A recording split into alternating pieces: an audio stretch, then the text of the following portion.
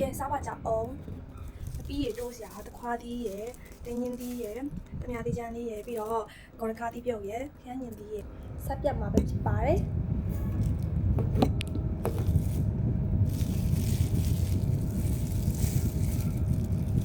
အဲ့ဒါကျွတ်တယ်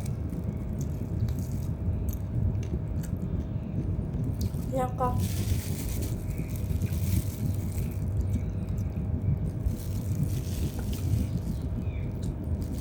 ဒီနောင်းကလို့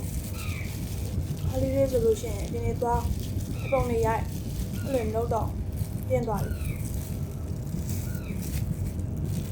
တော်တော်အကျော်လေးပဲပါတယ်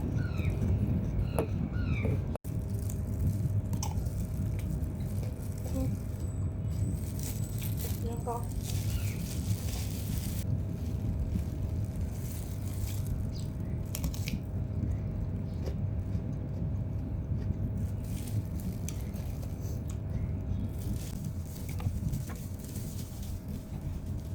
ဒီပန်းကောင်းဖွင့်ထားဆိုတော့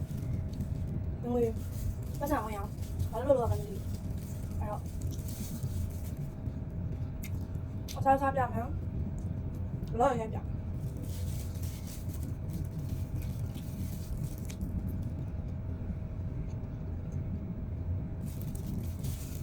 ကောင်းဆုံးကတော့ဘာလို့အတန်းပြေရှင်ပြီးတော့ monetization အောင်ပြီးတာအကောင့်ပဲပိုကောင်းတယ်